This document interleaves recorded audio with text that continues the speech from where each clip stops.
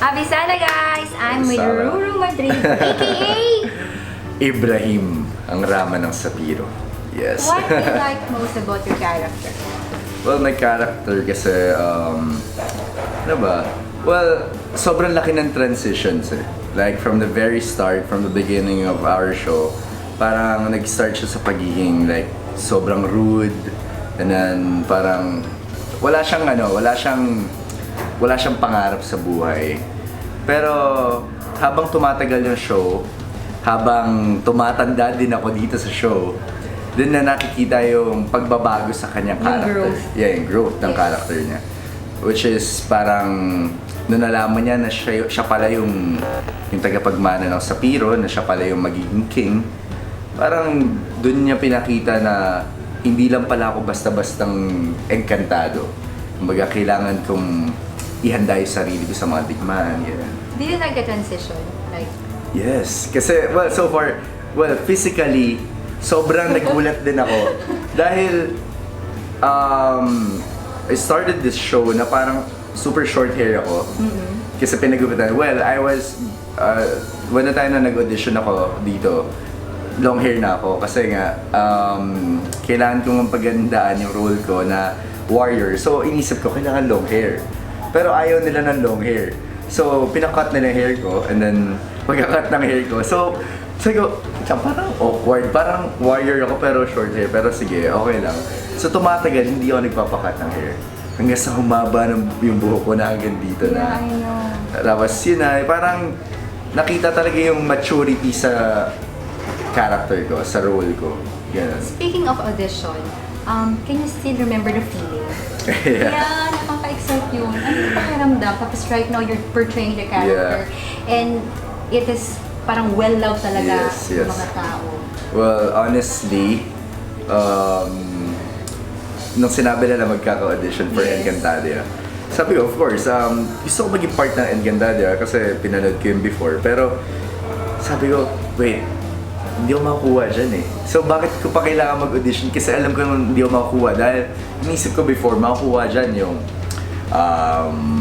kumbaga hindi naman older, parang more mature kaysa sa akin than yung katawan. And nung time na hindi ako nag-gym. So wala talaga. Sabi ko, wala na, hindi na lang ako mag-audition. Pero sabi nga nila, wala na masama kung mag-audition ka. Pero ano sa tingin mo yung meron ka, kaya nakuha mo yun? I don't know eh, pero sobrang nagulat din ako. Ako sasagot. Ano? X Factor. Diba? Sobrang di ko rin talaga alam, honestly. Kasi yun nga, parang hindi ko naman talaga in-expect na makakuha din ako dito. So, binigay ko na yung best ko talaga sa audition. Yun talaga. How much of your character is Ibrahim? In real life? In real life? Yeah. Well, pagka may goal ako in life, well, pares siguro kay Ibrahim. Pagka may goal siya sa buhay, talagang pipilitin makuha yun. Hindi niya hayaan na, mag-give up ka agad. Basta siya, parang ang motto niya in life is never give up talaga. Kailangan niya matapos yun, kailangan niya makuha yung goal niya. Ganun. Ganun din ako sa... Tsaka, pero siguro masabi ko na malayo yung pagiging babaero ni Ibrahim. What can you say about your latest love team? My latest love team with Ariana. Yes. Well, so far, so good.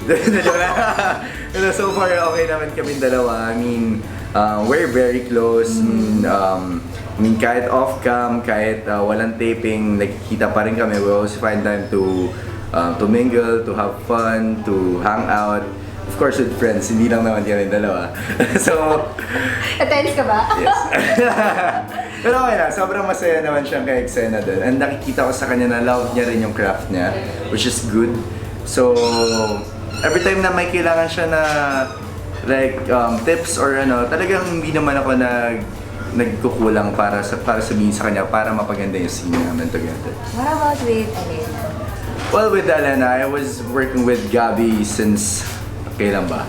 2015? I don't know. Basta more than 3 years na kami magka-work and so far sobrang saya ko pa rin na siya yung katrabaho ko and parang before Encantadia kasi kami na yung magka-love team talaga. So parang sobrang daling na talaga makatrabaho ni Alena dahil Komportable na. sobrang comfortable na eh. Sobrang kabisado na namin isa't isa. Pagka alam ko na kailangan niya ng tulong, tutulungan ko siya. Pagka alam niya na kailangan ko ng tulong, tutulungan niya ako. Ganun lang. Siyempre, what about with Mihan? Yes, wala Mihan, grabe. Hindi ko yan expect yung love team na daw. Kasi, well, alam naman natin na Kylie's way older than me. She's 24, tapos ako 19. So, parang nung audition, parang sabi nila, hindi ka maging magmukhang ate silang dalawa. Kasi masura na si Kylie. Pero nag-work ka? Yes! Talagang nagulat din ako. And yun nga, nagkaroon ng Facebook page, yung Ibramian. Well, nag-start sila from 0. Tapos biglang ngayon, nakikita ko nasa 100K na ba ang members nun. Sobrang dami. Tapos nagulat ako yung tweets nila, as in everyday trending Ibramian. Sobrang nakakagulat na sobrang minahal ng tao yung team up namin ni Kylie na sobrang unexpected naman talaga. Message pala sa mga nakakabes sa Ibramian. Well, ayun, nakikita ko lang to sa kanila. Ang lagi nila, ang motto naman nila in life is kapit lang best.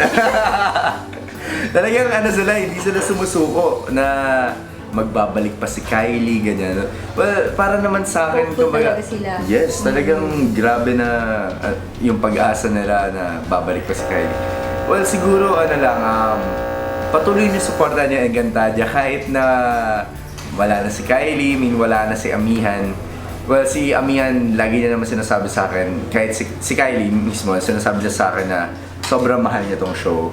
At sobrang minahal niya rin yung Ibramihan. Lahat, kami dalawa, sobrang mahal namin kayo dahil todo-todo yung binigay niyong pagmamahal rin sa amin. Kaya sinusuklian din namin yan.